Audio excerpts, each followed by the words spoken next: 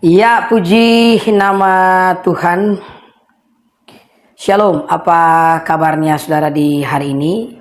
Apa kabarnya? Harapan saya semua saudara yang ada di luar sana, tentunya dalam keadaan sehat dan dalam keadaan yang diberkati oleh Tuhan.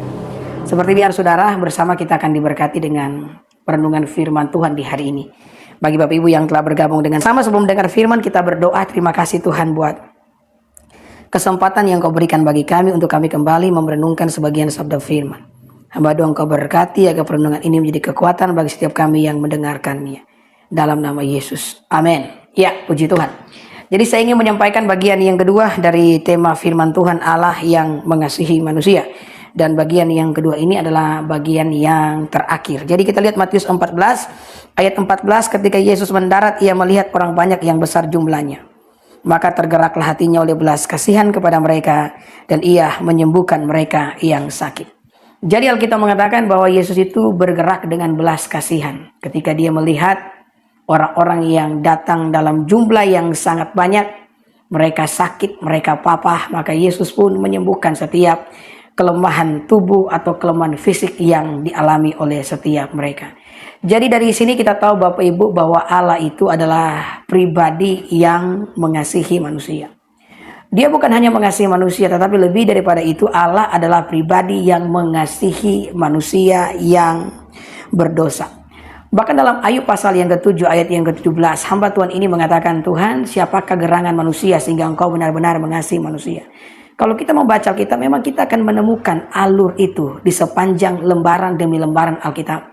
Dari kitab Kejadian sampai kitab Wahyu, perjanjian lama sampai perjanjian baru, kita akan menemukan bahwa Alkitab berisi tentang cinta kasih Allah kepada manusia yang berdosa. Bahkan kalau kita membaca Alkitab Bapak Ibu, Yesus itu diberi julukan sebagai sahabat orang berdosa. Kenapa? Karena Yesus banyak menghabiskan waktu dengan para pemungut cukai, orang-orang yang notabene dipandang sebelah mata karena dianggap sebagai orang-orang yang berdosa. Sehingga ahli Taurat, ahli Farisi pun keberatan. Mereka berkata kepada Yesus, kenapa engkau yang disebut rabi sebagai pengajar Israel senang berkumpul dengan orang-orang berdosa? Kemudian Yesus pun mengatakan bahwa anak manusia datang ke dalam dunia bukan untuk orang benar, tetapi untuk orang berdosa. Sebagaimana bukan orang sehat yang membutuhkan tabib, demikianlah orang sakit. Demikian orang sakit yang membutuhkan tabib. Jadi Yesus Tuhan adalah Allah yang telah datang ke dalam dunia untuk mengasihi orang-orang berdosa. Jadi kalau hari ini engkau merasa dirimu berdosa, engkau diterima oleh Allah, engkau dikasihi oleh Yesus, jangan lagi engkau menggunakan dosamu untuk bersembunyi dari Allah. Datanglah kepada Tuhan dengan segala keberadaanmu, maka engkau akan mengalami pengampunan daripada Allah. Amin. Dan jangan pernah kita berpikir saudara-saudara ketika Allah mengasihi manusia maka ini merupakan sebuah kewajaran, ya kan? Banyak orang berpikir demikian, ya memang Allah harus mengasihi manusia karena dia adalah Allah yang kasih. Betul, Allah itu adalah Allah yang kasih, tetapi kita juga perlu ingat selain kasih dia juga adalah Allah yang pencemburu. Kata Alkitab, dia adalah pribadi yang membalaskan kejahatan kepada mereka yang melakukannya. Kita perlu ingat saudara-saudara, ketika malaikat Lucifer berdosa, malaikat Lucifer itu dibuang loh oleh Allah. Bahkan dalam kitab Maliaki pasal 1 ayat yang kedua, Allah berkata kepada orang Israel bahwa saya mengasihi Yakub dan menolak Esau. Berarti Allah itu bukan cuma pribadi yang mengasihi seperti dia mengasihi Yakub, dia juga bisa menjadi pribadi yang menolak seperti dia menolak Esau dan menolak Lucifer yang telah berbuat jahat di matanya. Nah, kalau hari ini kita mendapatkan kasih Allah, kita mendapatkan kemurahannya. Jangan pernah menganggap kemurahan dan kasih Allah sebagai sebuah kewajaran yang harusnya Allah lakukan dalam kehidupan kita. Tidak. Allah telah memilih untuk memperlakukan kita dengan kasih. Dan kita perlu bersyukur karena itu. Ada amin? Saudara, Allah bisa saja kan melupakan manusia ketika manusia berdosa. Saya seringkali mengatakan ini. Ketika manusia berdosa, Allah bisa mengabaikan manusia dan biarkan manusia mengalami kebinasan. Dan kalau Allah melakukan itu, tidak ada seorang pun yang dapat menghakimi Allah atas perbuatannya yang meninggalkan manusia. Tidak ada. Karena tidak ada hakim yang lebih tinggi daripada Allah. Tetapi yang luar biasa, kita mengatakan ketika manusia telah jatuh ke dalam dosa, Allah memilih melanjutkan cintanya kepada kita. Itu yang tertulis dalam Yeremia pasal 31 ayat yang ketiga. Dari jauh Tuhan menampakkan diri dan dia berkata, aku mengasihi engkau dengan cinta yang kekal. Itulah sebabnya aku melanjutkan cintaku kepadamu. Bahkan saudara-saudara, cinta Allah yang kekal itu digemakan kembali dalam perjanjian baru, khususnya dalam Injil Yohanes 3 ayat 16. Di mana Alkitab mengatakan karena begitu besar kasih Allah akan dunia ini, sehingga Ia memberikan anaknya yang tunggal, supaya setiap orang yang percaya kepadanya tidak binasa, melainkan beroleh kehidupan yang kekal. Allah bukanlah pribadi yang meninggalkan kita di belakang, karena Dia tidak akan pernah bisa melakukan itu. Di tengah-tengah kebesaran dan kemahakuasaannya ada satu hal yang tidak bisa dilakukan oleh Allah. Allah itu maha kuasa, tapi ada satu hal yang tidak bisa dilakukan oleh Allah. Apa itu? Meninggalkan dan membiarkan manusia. Kenapa? Karena Dia terlalu mengasihi dan mencintai setiap kita. Ibrani pasal 13 ayat yang ke-5b mengatakan demikian, bahwa aku sekali-kali tidak akan meninggalkan engkau, dan aku sekali-kali tidak akan pernah membiarkan engkau.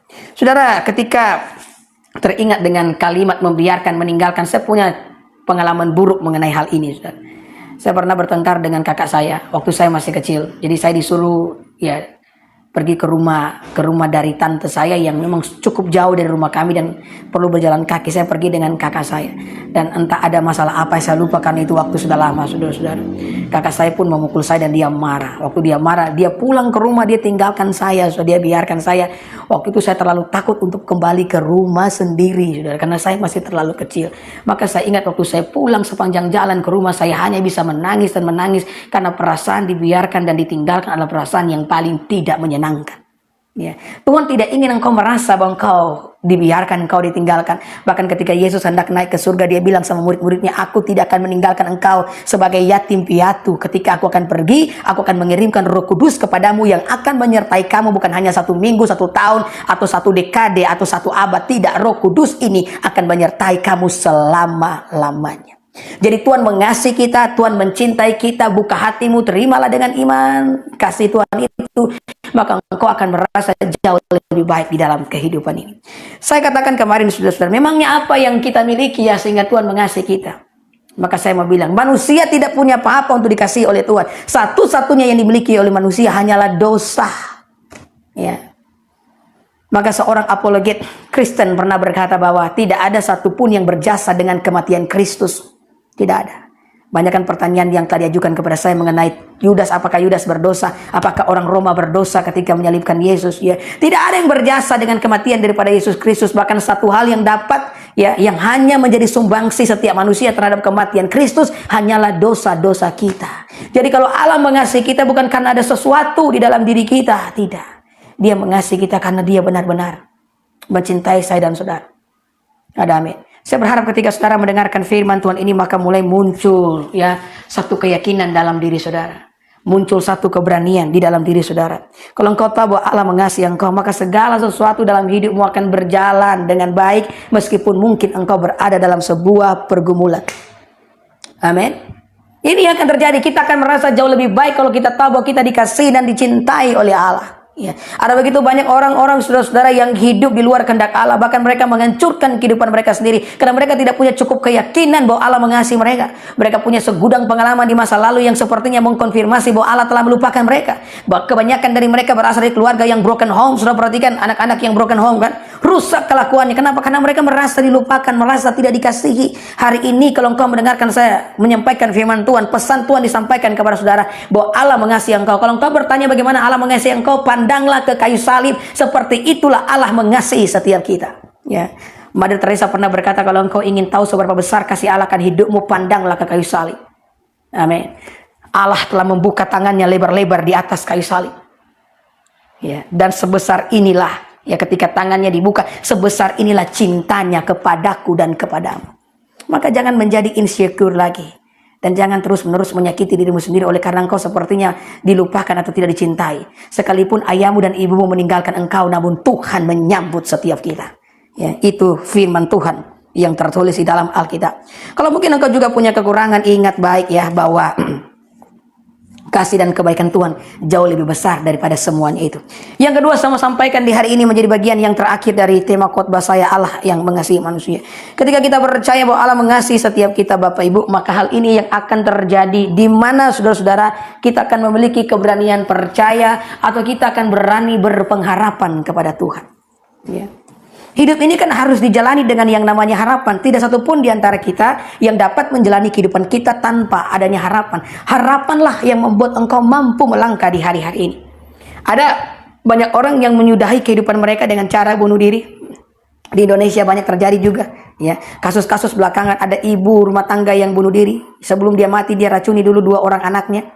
Kenapa? Karena dia stres menghadapi kehidupan karena suaminya telah meninggalkan dia dan memilih untuk hidup dengan wanita lain. Saking stres maka dia kehilangan yang namanya pengharapan dan dia menyudahi kehidupannya sendiri. Maka pengharapan itu penting. Kalau engkau tahu engkau dikasihi oleh Tuhan, maka hidupmu akan berpengharapan. Makanya seringkali saya mengatakan harapan itu sama seperti payung Bapak Ibu. Yang walaupun tidak bisa menghentikan hujan, ketika payung dibuka hujan tidak berhenti, tetapi dengan payung kita dapat menerobos hujan. Amin. Pengharapan tidak bisa menghentikan masalah yang menghujani kita setiap hari, tetapi dengan pengharapan engkau mampu menembus setiap tantangan di dalam kehidupan saudara. Kenapa? Karena engkau tahu bahwa Tuhan mengasihi engkau. Kalau Yesus rela memberikan nyawanya di atas kayu salib bagi setiap kita, maka apakah yang tak dapat diberikan Tuhan dalam perkenanan pertolongannya dalam hidup kita? Kalau Bapa di surga mampu memberikan anaknya yang dia kasihi kepada kita, apa yang tak dapat diberikan Bapa kepada setiap kita? Jalani hidupmu dengan penuh pengharapan karena engkau tahu betul bahwa Tuhan mengasihi engkau. Yang percaya dan yang setuju dengan saya katakan amin. Atau paling tidak saudara bisa ketik amin. Ya. Sambil saudara ketik amin, saudara bisa membagikan ya video khotbah ini di akun Facebook saudara, supaya semakin banyak orang yang diberkati oleh Tuhan. Setiap tokoh dalam Alkitab yang mengalami pertolongan Tuhan adalah mereka-mereka yang berani berpengharapan. Bahkan Daud sekalipun yang rasanya tidak punya pengharapan, ya ketika dia dikejar-kejar oleh Raja Saul ingin membunuh dia. Pada waktu itu Daud mengalami kesulitan yang sangat berat. Kenapa? Karena musuh Daud adalah orang nomor 1 di Israel, Raja Saul. Dan Raja Saul telah benar-benar berikhtiar Bapak Ibu untuk membunuh Daud loh. Dia mengkerahkan seluruh kekuatan dayanya untuk bisa menemukan Daud. Dan kalau dia menemukan Daud, dia akan benar-benar menghabisi Daud. Kenapa? Karena dia takut terancam taktanya direbut oleh Daud. Nah bayangkan di tengah-tengah pelarian dengan rasa takut yang luar biasa. Bertahun-tahun Daud dalam pelarian. Tetapi Daud berani berkata kepada Allah dalam Mazmur 27 ayat yang ke-13. Dia berkata, aku percaya akan melihat kebaikan Tuhan di negeri orang-orang hidup. Amin. Ini pun harus jadi iman pengharapan kita, karena kita tahu Tuhan mengasihi kita. Ketika engkau di tengah-tengah pergumulan, engkau perlu berkata, Tuhan saya percaya, saya akan melihat kebaikan Tuhan di negeri orang-orang hidup. Saya akan diberkati bukan nantinya saya mati. Ya, kan banyak orang berkata nanti di surga kita akan diberkati. Di dunia pun saya percaya, saya akan mengalami pembelaan dan pertolongan daripada Tuhan. Ya, jangan pernah mengukur Bapak Ibu ya kemahakuasaan Tuhan dengan kesulitan yang kau alami di hari ini. Jangan. Kalau langit dan bumi diciptakan oleh Tuhan hanya dalam waktu 6 hari. Apalagi hanya kehidupan kita yang kecil ini. Langit dan bumi ini sangat rumit dan benar-benar rumit. Sulit untuk mengerti langit dan bumi ini, saudara. Bahkan ada penelitian mengatakan, saudara ya, seluas-luasnya luar angkasa, dalamnya laut belum terjelajahi. Artinya masih ada kehidupan di bawah laut yang belum tersentuh oleh kehidupan modern. Atau belum tersentuh dengan teknologi. Lautan yang dalam kadang masih menjadi misteri. Jadi dunia ini benar-benar kompleks dengan segala misterinya. Masih banyak yang belum kita ketahui. Bahkan di tengah-tengah perkembangan teknologi yang semakin maju di zaman sekarang. Tetapi dunia dengan segala kompleksitas yang rumit, yang penuh dengan kemisteriusan ini, hanya diciptakan Allah dalam waktu 6 hari. Nah apalagi hidupmu dan hidupku kecil di mata Tuhan. Mari berpengharapan, bangkitkan imanmu kembali. Jangan terus-menerus menangis di sudut ruangan kamarmu, ya kan? Sambil putar lagu lagi ku menangis. Berhenti menangisi keadaan saudara. Percayalah Tuhan ada bagi setiap kita dan Dia tidak akan pernah meninggalkan kita. Ketika engkau dalam pergumulan, nyanyi bagi Tuhan. Bagi Tuhan tak ada yang mustahil. Bagi Tuhan tak ada yang tak mungkin. Mungkin iblis mencoba mengintimidasi saudara dengan berkata, kamu hanya menghibur diri. Mana ada jalan keluar bagi kamu. Nyanyi lagi. Ku percaya janjimu ajaib, terukir dalam kehidupanku. Amin. Jadi lagu-lagu rohani itu dinyanyikan di tengah pergumulan, bukan hanya di tengah gereja ketika kita berkumpul bersama dengan umat yang lain. Ketika engkau dalam pergumulan, nyanyikan lagu-lagu yang penuh dengan pengharapan. Karena engkau tahu bahwa Allah mengasihi engkau dan Allah mencintai engkau. Dia tidak akan pernah membiarkan dan meninggalkan kita. Bagian yang paling buruk telah Tuhan ambil loh. Apa itu bagian yang paling buruk? Yakni dosa-dosa kita telah dipikul oleh Tuhan. Kalau bagian yang paling buruk rela dipikul oleh Yesus. Yesus mengalami keterpisahan dengan Bapa ketika dia memikul salib. Itu hal yang tidak pernah dialami oleh Yesus tuh. Saya mau beritahu sama Bapak Ibu. Ketika dia berteriak Eloi Eloi lama sabachthani, yang dimana kalimat ini juga banyak dipertanyakan oleh saudara-saudara muslim ya. Itu Yesus mengalami keterpisahan. Hal ini tidak pernah terjadi antara Yesus dengan Bapa, karena Yesus dan Bapa adalah satu. Tapi untuk sementara waktu dia mengalami keterpisahan dengan Bapa. Kenapa? Karena di atas kayu salib dia harus memikul dosa. Bapa itu kurus, tidak bisa bersekutu dengan yang namanya dosa. Maka terjadi perpisahan itu, dan Yesus pun berkata, Bapa, Bapa, mengapa engkau meninggalkan aku? Yesus rela mengalami keterpisahan itu loh, demi saya dan saudara. Jadi kalau bagian paling buruk yakni dosa-dosa kita rela dipikul oleh Yesus, meskipun Yesus harus mengalami keterpisahan itu, apalagi hanya pergumulan-pergumulan dalam hidupmu. Ingat, selama yang hilang bukan Yesus, kita masih baik-baik saja. Asalkan engkau tetap percaya bahwa engkau dikasihi Tuhan, engkau dicintai oleh Tuhan, maka hidupmu akan berpengharapan. Haleluya, haleluya, haleluya. Bagi Tuhan tidak ada yang mustahil. Saya tutup khotbah saya dengan satu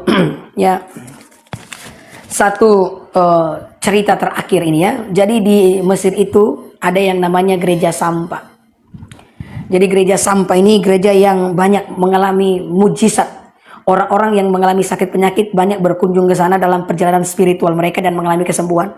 Ada satu ruangan di gereja sampah di Mesir itu Bapak Ibu, yang dipenuhi dengan tongkat penyangga dan kursi-kursi roda yang telah ditinggalkan oleh mereka yang mengalami kesembuhan. Ya, mereka yang tadinya duduk di kursi roda, mereka yang tadinya tidak bisa berjalan tanpa tongkat penyangga, tiba-tiba mengalami mujizat yang luar biasa sehingga semua tongkat penyangga, kursi roda ditinggalkan di gereja tersebut. Nah, gereja ini punya sejarah di mana saudara-saudara ratusan tahun yang lalu itu kan gereja ortodoks ya, gereja zaman-zaman dulu. Para pengelana, para penjahat satu kali datang ke gereja sampah. Dikasih nama gereja sampah saudara karena gereja itu berdekatan. Sebelum masuk ke gereja itu akan melewati daerah pembuangan sampah terlebih dahulu. Ya, para pengelana ini datang ke gereja tersebut dan mereka berbicara dengan pendeta-pendeta, dengan jemaat yang ada di situ. Mereka membawa ayat firman Tuhan yang mengatakan dalam kitab Injil bahwa kalau orang beriman maka orang bisa memindahkan gunung. Jadi saudara, para pengelana itu mengatakan kepada para pendeta, ya sekarang buktikan ayat itu dengan memindahkan gunung batu ini. Jadi ada salah satu gunung batu di samping gereja sampah. Jadi gunung batu ini harus dipindahkan dalam waktu 3 hari. Kalau misalkan gunung batu itu tidak dipindahkan oleh iman kalian, maka kami akan membunuh kalian semua. Ya mereka saudara-saudara menggunakan itu hanya sebagai alasan, hanya untuk membumi hanguskan iman Kristen di daerah tersebut. Ya. Dan sebelum membumi hanguskan iman Kristen, mereka ingin membuktikan bahwa Alkitab itu bohong. Mana mungkin dengan iman bisa memindahkan gunung, katanya kan. Maka dikasih waktu 3 hari saudara-saudara. Maka pendeta itu pun mengumumkan agar jemaat berpuasa. Selama 3 hari mereka puasa, memohonkan pertolongan Tuhan agar gunung yang dimaksudkan itu bisa pindah. 1 hari mereka puasa, tidak terjadi apa-apa. 2 hari mereka puasa, tidak terjadi apa-apa. Ya 3 hari ya mereka puasa, belum terjadi apa-apa. Maka tiba-tiba datang nih, ya para pengelana ini, para penjahat ini, lengkap dengan rombongan mereka yang siap mengeksekusi pendeta dengan jemaatnya yang ada di situ. Ya, maka apa yang terjadi? Mereka katakan ini gunung tidak pindah Pak Pendeta. Maka sesuai dengan kesepakatan kita, jemaat di sini akan kami sembelih bersama dengan pendeta. Ya, jadi pendeta dengan jemaat itu dikumpulkan di tengah-tengah. Kemudian pendeta itu ngomong, sebelum kami dibunuh, izinkan sekali lagi kami berdoa. Dan kalau memang gunung itu tidak pindah, maka bunuhlah setiap kami, karena kami pun tidak akan pernah menyangkal iman kepercayaan kami. Maka apa yang terjadi saudara-saudara ketika mereka berdoa untuk terakhir kalinya? Terjadi gempa bumi tektonik. Lempengan-lempengan di bawah permukaan bumi itu bergerak. Sehingga ya gunung batu yang dimaksudkan itu berpindah ke arah timur sejauh 3 km. Dan itu adalah sejarah dari gereja sampah yang membuktikan bahwa tidak ada yang mustahil bagi Tuhan. Maka hidupmu harus berpengharapan. Kita berpengharapan karena kita tahu bahwa Tuhan itu mengasihi kita dan mencintai kita. Yang percaya dengan saya, sama-sama katakan amin. Terima kasih telah menonton video ini. Jangan lupa like dan subscribe. Tuhan memberkati.